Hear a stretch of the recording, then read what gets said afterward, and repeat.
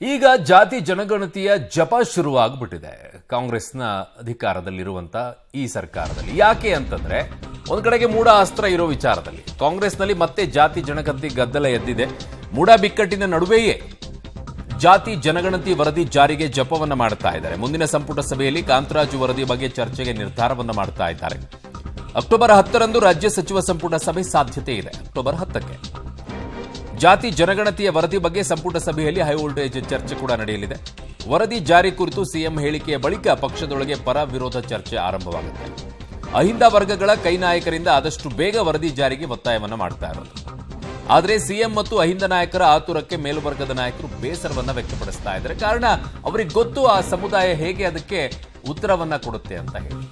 ಸಂಪುಟ ಸಭೆಯಲ್ಲಿ ಸಚಿವರ ಅಭಿಪ್ರಾಯವನ್ನ ಮುಖ್ಯಮಂತ್ರಿಗಳು ಪಡೆಯಲಿದ್ದಾರೆ. ಜಾತಿ ಜನಗಣತಿ ವರದಿ ಸಂಬಂಧ ಸಂಪುಟ ಉಪಸಮಿತಿ ರಚನೆ ಮಾಡುವಂತ ಸಾಧ್ಯತೆ ಕೂಡ ಇದೆ. ಸಾಧಕ ಬಾಧಕ ಬಗ್ಗೆ ಗಡುವಿನೊಳಗೆ ಉಪಸಮಿತಿ ವರದಿ ಪಡೆಯಲು ಚಿಂತನೆಯನ್ನ ಮಾಡೋದು.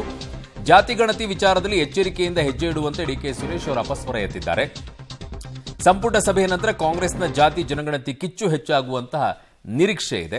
ಅಪಸ್ವರ ಅನ್ನೋದಕ್ಕಿಂತಲೂ ಡಿಕೆ ಸುರೇಶ್ ಅವರದ್ದು ಒಂದು ಒಳ್ಳೆ ಸಲಹೆಯನ್ನ ರಾಜ್ಯ ಸರ್ಕಾರಕ್ಕೆ ಕೊಟ್ಟಿದ್ದಾರೆ. ಕಾರಣ ಸಮುದಾಯಗಳು ಮತ್ತೆ ಹೋರಾಟಕ್ಕೆ ಇಳಿಯುವಂತಹ ಸಾಧ್ಯತೆ ಇದೆ. ಈಗಾಗಲೇ ಲಿಂಗಾಯತ ಮತ್ತು ಒಕ್ಕಲಿಗ ಸಮುದಾಯಗಳು ಈಗಾಗಲೇ ಈ ವಿಚಾರದಲ್ಲಿ ಹೋರಾಟವನ್ನ ಮಾಡಿವೆ. ನನ್ನ ಸಹೋದ್ಯೋಗಿ ಪೊಲಿಟಿಕಲ್ ಬ್ಯೂರೋದೊಂದಿಗೆ ಮಸೂದ್ ನನ್ನ ಸಂಪರ್ಕಕ್ಕೆ ಸಿಗ್ತಾ ಇದ್ದಾರೆ. ಮಸೂದ್, ಈಗ ರಾಜ್ಯ ಸರ್ಕಾರ ಈ ನಿಟ್ಟಿನಲ್ಲಿ ಇಡುವಂತಹ ಹೆಜ್ಜೆ ಬಹಳ ದೊಡ್ಡ ಮಟ್ಟದಲ್ಲಿ ಒಂದು ಎಚ್ಚರಿಕೆ ಹೆಜ್ಜೆಯನ್ನು ಇಡಬೇಕಾಗತ್ತೆ. ಇಲ್ಲದೆ ಇದ್ದಿದ್ರೆ ಇದರ ಪರಿಣಾಮಗಳು ಉಲ್ಟಾ ಆಗುವಂತ ಸಾಧ್ಯತೆ ಇದೆ. ಸರ್ಕಾರ ಏನು ಅನ್ಕೊಳ್ತಾ ಇದೆ ಅದು ಅನ್ಕೊಳ್ಳೋಕ್ಕಿಂತಲೂ ವಿಭಿನ್ನವಾಗಿ ತಿರುವನ್ನ ಪಡ್ಕೊಳ್ಳುವಂತ ಸಾಧ್ಯತೆ ಇದೆ. ಕಾರಣ ಜಾತಿಗಳ ನಡುವೆ ಕೋಲಾಹಲ ಏಳುವಂತ ಸಾಧ್ಯತೆಯೂ ಅಲ್ಲಗಳೆಯೋ ಹಾಗಿಲ್ವಲ್ಲ ಮಸೂದ್? ಅರುಣ್, ಖಂಡಿತವಾಗಿ ಕೂಡ ಕಳೆದ ಫೆಬ್ರವರಿನಲ್ಲಿ ಜಯಪ್ರಕಾಶ್ ಹೆಗಡೆ ಅವರು ಜಾತಿ ಜನಗಣತಿ ವರದಿಯನ್ನ ಸರ್ಕಾರಕ್ಕೆ ಸಲ್ಲಿಕೆ ಮಾಡಿದರು. ಈ 8 ತಿಂಗಳು ಸುಮ್ಮನೆ ಇದ್ರು ಮುಖ್ಯಮಂತ್ರಿಗಳು. ಮಧ್ಯದಲ್ಲಿ ಲೋಕಸಭೆ ಚುನಾವಣೆ ಆಯಿತು, ಹಾಗಾಗಿ ಅದು ಸ್ವಲ್ಪ ಬದಿಗೆ ಸರಿತು. ಈಗ 8 ತಿಂಗಳ ನಂತರ ಮತ್ತೆ ಅದು ಚರ್ಚೆ ಮುನ್ನೆಲೆಗೆ ಬಂದಿರುವಂಥದ್ದು. ಖುದ್ದು ಮುಖ್ಯಮಂತ್ರಿಗಳೇ ಜಾತಿ ಜನಗಣತಿ ಜಾರಿ ಸಂಬಂಧಪಟ್ಟಂತೆ ಆಸಕ್ತಿ ತೋರ್ತಾ ಇದ್ದಾರೆ. ಅದಕ್ಕೆ ತಕ್ಕಂತೆ ಅಹಿಂದ ವರ್ಗದ ನಾಯಕರು ಕೂಡ ಒತ್ತಾಯವನ್ನು ತೀವ್ರಗೊಳಿಸ್ತಾ ಇದ್ದಾರೆ. ಸೋಮವಾರದಿಂದ ಅವರು ಮುಖ್ಯಮಂತ್ರಿಗಳನ್ನ ಭೇಟಿ ಮಾಡಿ ಒತ್ತಾಯ ಜಾಸ್ತಿ ಹಾಕ್ತಾರೆ ಅನ್ನುವಂಥದ್ದು ಕೂಡ ಇರುವಂಥದ್ದು. ಈ ಮಧ್ಯೆ ಅಕ್ಟೋಬರ್ 10ನೇ ತಾರೀಕು ಗುರುವಾರ ಸಚಿವ ಸಂಪುಟ ಸಭೆ ಇದೆ. ಸಚಿವ ಸಂಪುಟ ಸಭೆಯಲ್ಲಿ ಚರ್ಚೆ ಮಾಡಿ ತೀರ್ಮಾನ ಮಾಡ್ತೇವೆ ಅನ್ನುವಂಥ ಹೇಳಿಕೆ ಈಗಾಗಲೇ 2 ಬಾರಿ ಮುಖ್ಯಮಂತ್ರಿಗಳು ಕೊಟ್ಟಿದ್ದಾರೆ. ಅವತ್ತಿನ ಸಚಿವ ಸಂಪುಟ ಸಭೆ ಬಹಳ ಮಹತ್ವ ಪಡೆದುಕೊಳ್ಳುತ್ತೆ. ಯಾಕೆಂದರೆ ಒಂದು ಕಡೆ ಮುಡಾ ಸಂಬಂಧಪಟ್ಟಂತೆ ಕಾನೂನು ಬಿಕ್ಕಟ್ಟನ್ನು ಮುಖ್ಯಮಂತ್ರಿಗಳು ಎದುರಿಸ್ತಾ ಇದ್ದಾರೆ. ಈ ಬೆನ್ನಲ್ಲೇ ಜಾತಿ ಜನಗಣತಿ ಜಾರಿ ಮಾಡ್ತೇನೆ ಅನ್ನುವಂಥ ಹೇಳಿಕೆಯನ್ನು ಕೂಡ ಕೊಡ್ತಾ ಇದ್ದಾರೆ. ಎಲ್ಲೋ ಒಂದು ಕಡೆ ಅಹಿಂದ ವರ್ಗದ ರಕ್ಷಣೆಗೆ ಮುಂದಾದರ ಮುಖ್ಯಮಂತ್ರಿಗಳು ಅನ್ನುವಂಥ ಚರ್ಚೆ.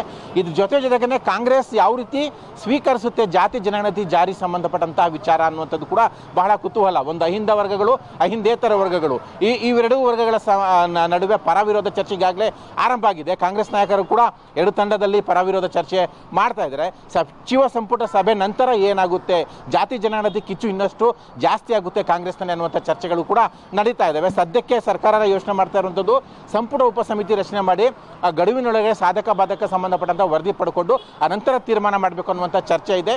ಸೊ ಸಚಿವ ಸಂಪುಟ ಸಭೆಯಲ್ಲಿ ಸಚಿವರ ಅಭಿಪ್ರಾಯ ಪಡ್ಕೊಂಡು ನಂತರ ಇದಕ್ಕೆ ಒಮ್ಮತದ ತೀರ್ಮಾನ ಬರುತ್ತಾ, ಸಚಿವರೆಲ್ಲರೂ ಕೂಡ ಒಮ್ಮತದ ಅಭಿಪ್ರಾಯ ಹೇಳ್ತಾರಾ, ಅಥವಾ ಅಹಿಂದೇತರ ಅಂದ್ರೆ ಒಕ್ಕಲಿಗ ಲಿಂಗಾಯತ ಸಚಿವರು ಏನು ಹೇಳ್ತಾರೆ, ಇವೆಲ್ಲವೂ ಕೂಡ ಬಹಳ ಕುತೂಹಲ ಮೂಡಿಸಿದೆ. ಹಾಗಾಗಿ ಈ ಒಂದು ಸಂದರ್ಭದಲ್ಲಿ ಮುಖ್ಯಮಂತ್ರಿಗಳು ಖುದ್ದು ಆಸಕ್ತಿ ತೋರ್ತಾ ಇರೋ ಹಿನ್ನೆಲೆಯಲ್ಲಿ ಏನಾಗುತ್ತೆ ಅನ್ನುವಂಥ ಕುತೂಹಲ ಸಹಜವಾಗಿ ರಾಜಕೀಯವಾಗಿ ಮನೆ ಮಾಡಿರುವಂಥದ್ದು. ಅರುಣ್.